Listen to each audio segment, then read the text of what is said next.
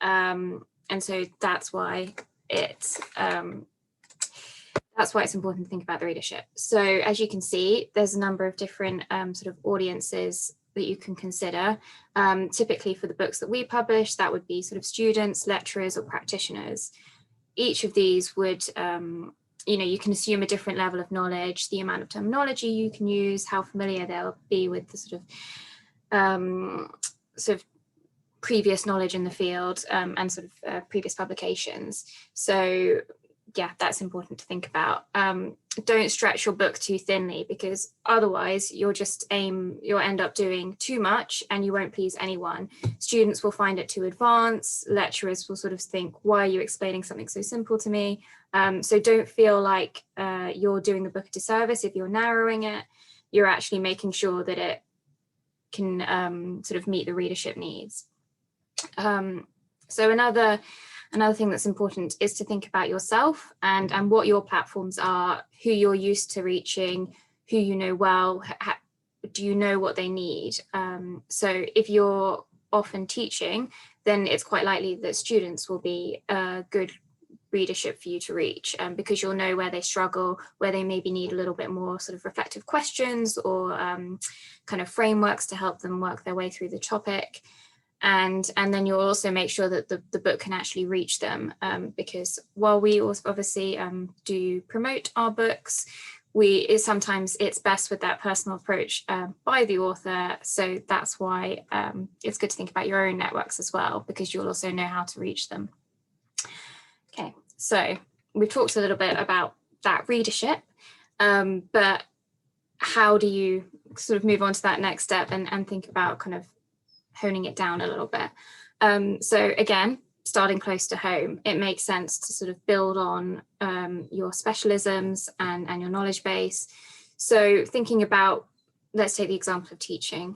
You're teaching and you're finding that there's always a gap in the field for the resources that you're using, and you've had to make some of your own, and sort of, or maybe sort of point students to a chapter in one book and then they have to go to a different book, and they're either buying a lot of resources or going backwards and forwards to the library, going to a number of different websites. That can be quite a good sort of sparking point for the fact that it would be nice to have a comprehensive resource, putting it all in one place.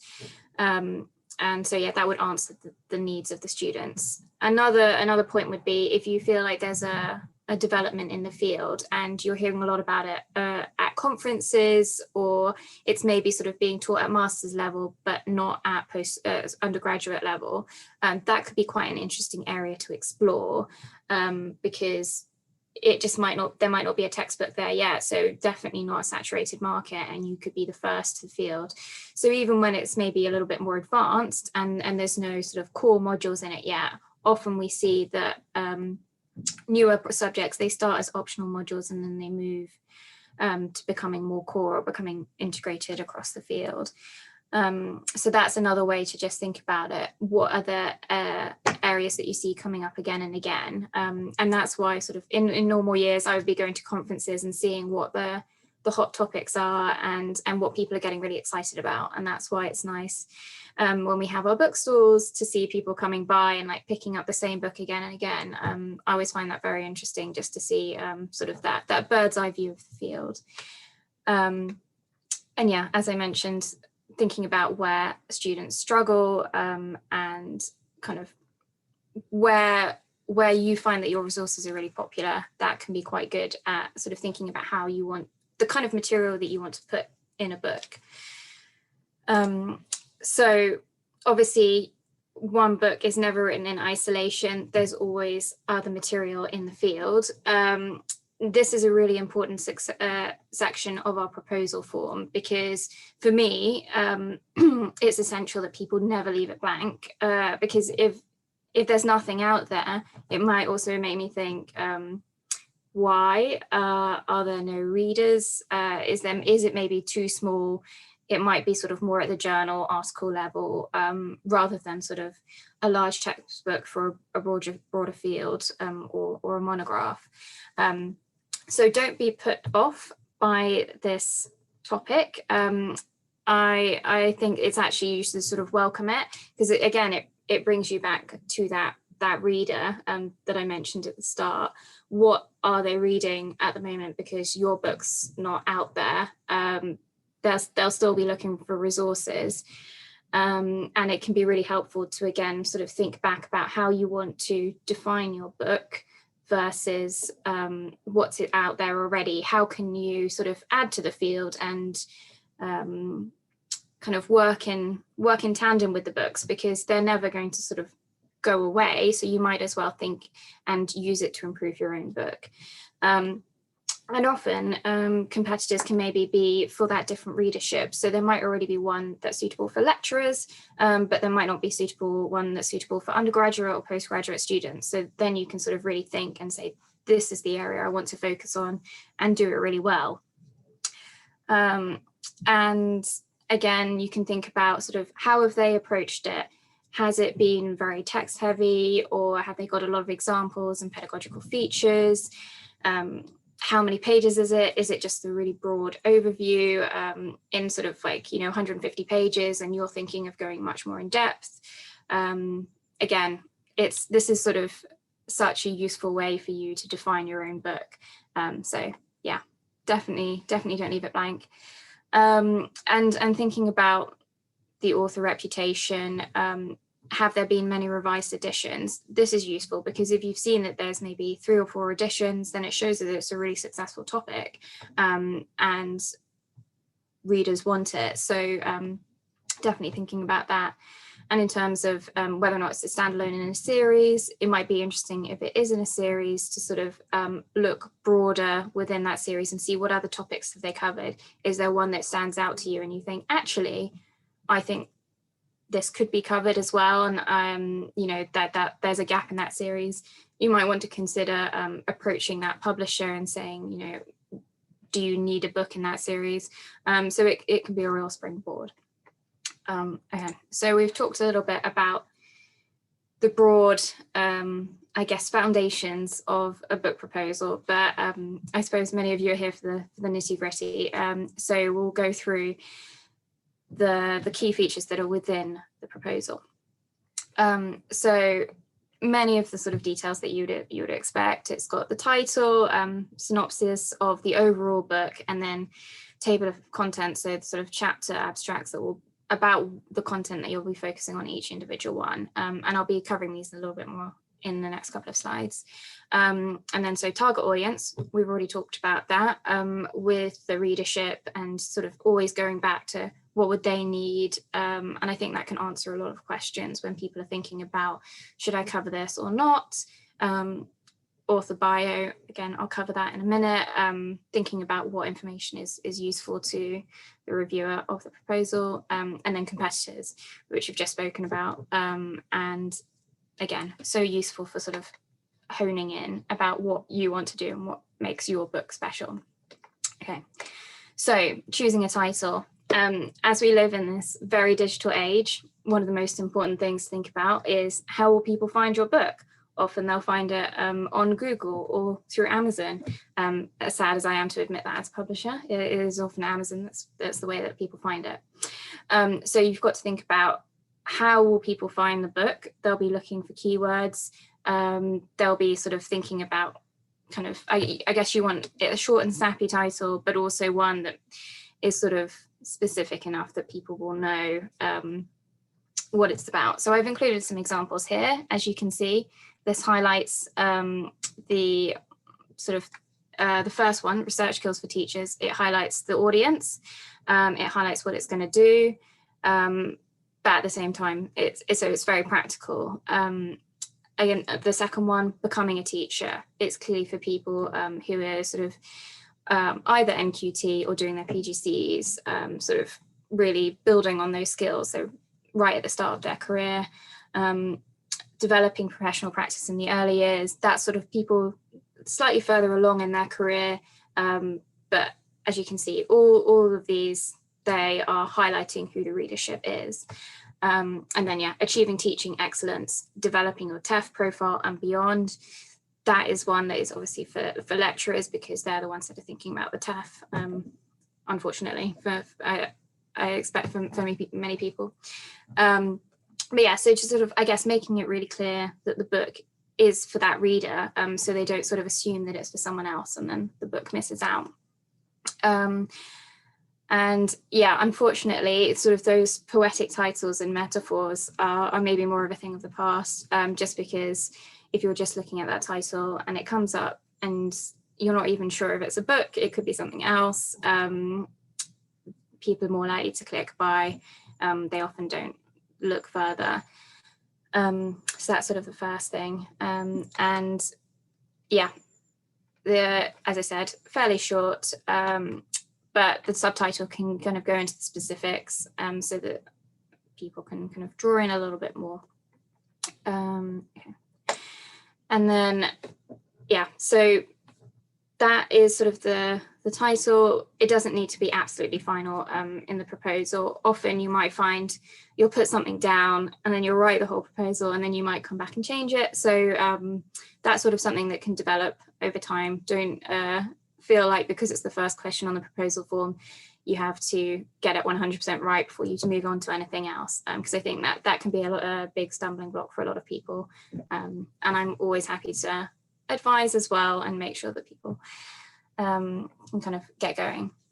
So writing a synopsis, that is, yeah, how you're selling the overall idea of the book and showing what the narrative is across those chapters.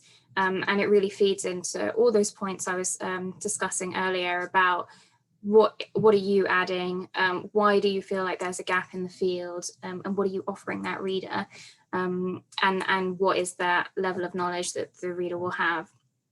And yeah, so going back to that sort of reader and sort of just writing for them, and thinking about those keywords as well. So if you don't feel like you have to sort of jam pack the title with keywords, because we also have some sort of metadata behind the scenes. And I think it's always interesting just to see what keywords people pull out that they think are sort of, because that's what the heart of their book is. So in the proposal form, at least, you can put them there as well. So when you're brainstorming for the title, if you don't put them all in, you can put them there.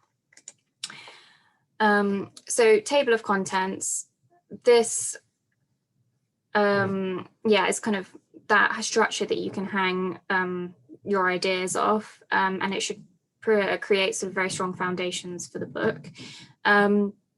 I often see this as the section which you need to think about how much information the reviewer will need to review your book fairly. And that's why these sort of 100 to 200 word abstracts are really important, because often I see review feedback and the author's response is, well, that would be in the book. I just didn't mention it in the proposal. And I suppose you have to see the proposal from an outsider's point of view, and often they assume that if it's not mentioned, then maybe you don't know about that reference, or maybe you hadn't thought to include that particular point.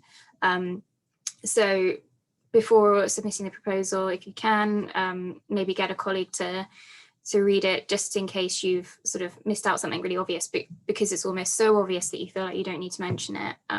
It's always worth mentioning it, really. Yeah, in terms of other structure, always very important to include an introduction and a conclusion. It ties it off nicely for the reader. And I know it's old-fashioned, but people do like to be able to easily navigate throughout the book. And that's, again, why it's very important to have clear chapter titles so that they know what they're sort of going into before. Because even if people sort of dip in and out a little bit more, they might just read a chapter or two. It is important that they can sort of see where the flow of the book is, and they don't necessarily need to read too much to know what the poetic titles might suggest. And yeah, I think that's everything I was going to say for that. And author biography. This is very important in terms of, I guess, showing where your knowledge comes from, and particularly if, for education proposals, I find it really useful to see if someone has maybe been a teacher in the past before they've moved into teaching in higher education and that kind of thing, because I think that's a definite selling point for practitioner-based books, and I guess shows breadth of knowledge.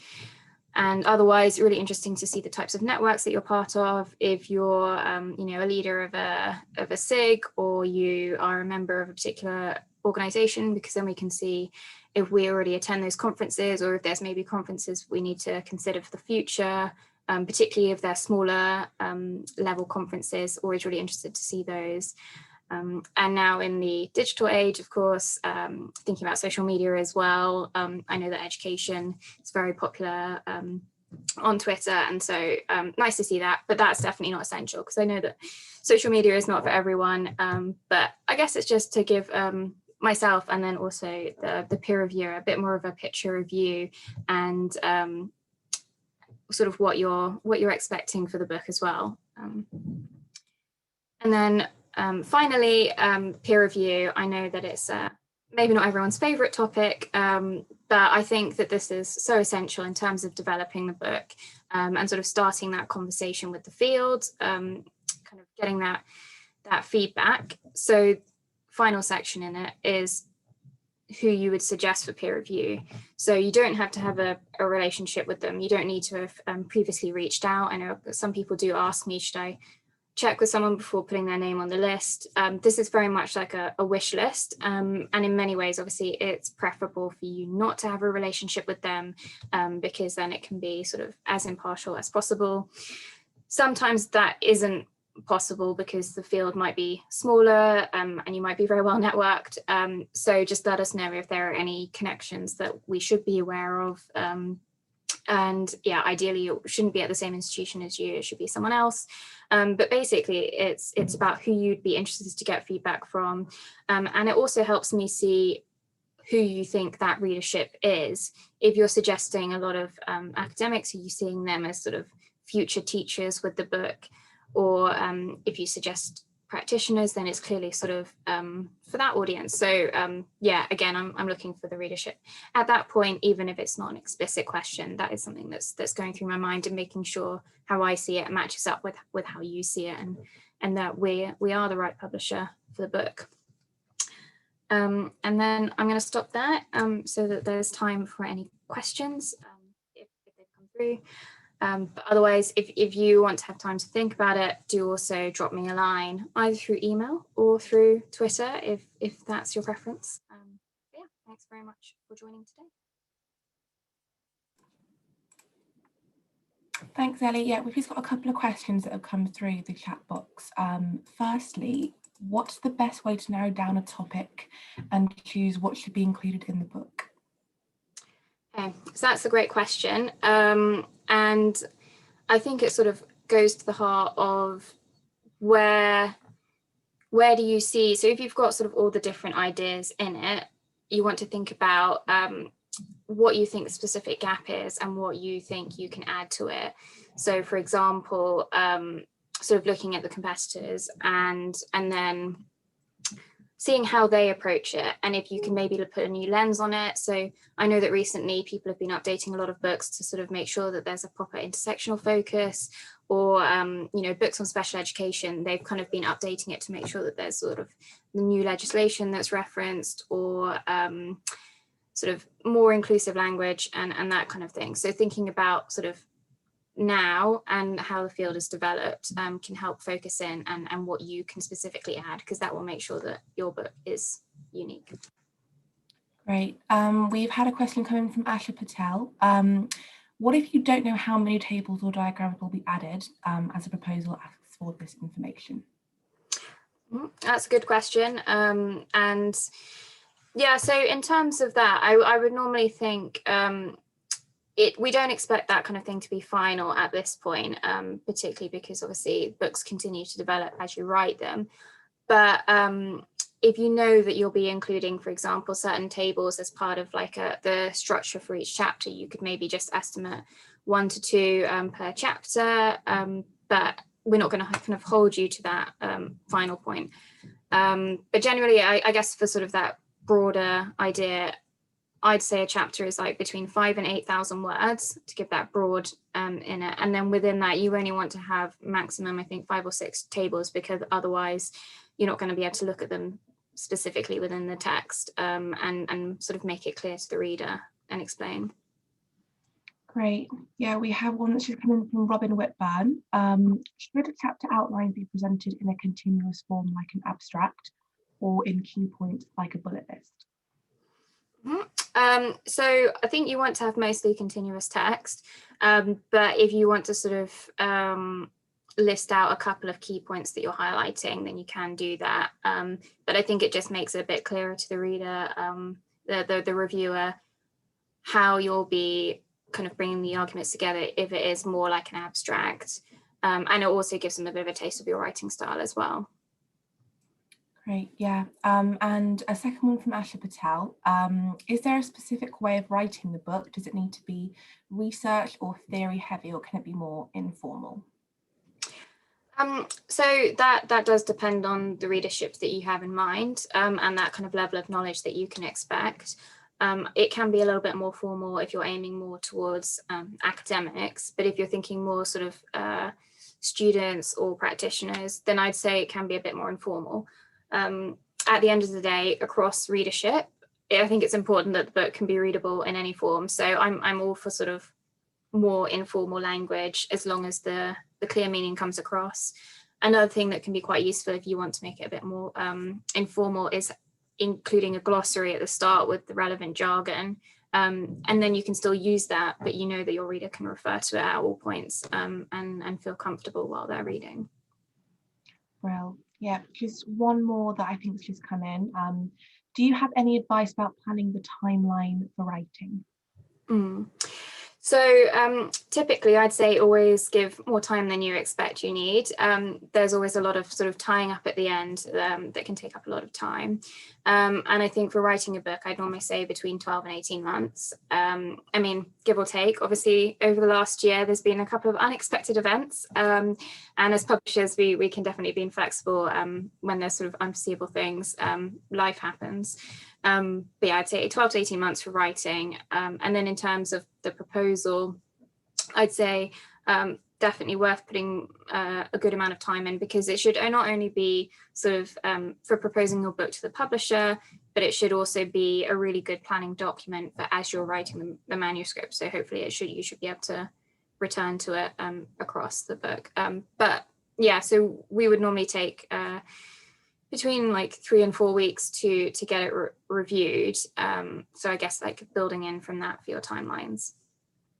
Great. I think that's it for questions, Ellie, for now. Perfect. Fantastic. Wonderful. Okay. So last chance for any questions for anyone that's listening. So as we're wrapping up here, do pop it in the Q&A if there's anything that is outstanding you'd like to know from Eleanor whilst we have her here. Thank you to everyone for joining us today. I hope you found this useful, and I hope that if you've got one of those burning ideas, that you'll feel free to pick up the phone or drop Eleanor a note. Even if you're not ready to write that proposal, you might just want to chat it through and see if your idea has legs, and if it's something that you might want to be interested in developing. So yeah, thank you so much for joining us. As I say, we have been recording the session. We'll be sharing the link with everybody that registered for the event today, and do feel free to share that more widely yourself. Thanks again, Eleanor, for taking the lead today and for working through what people need to do. I'm sure it's been extremely helpful. And thanks everyone who joined us. So just one last check. Any last questions come in? No, I think that's it, Bryony. That's all good. I think we're bang on time as well then. So thanks again. I'm going to end the meeting. Thanks for joining us. Thanks. I look forward to all those ideas coming in.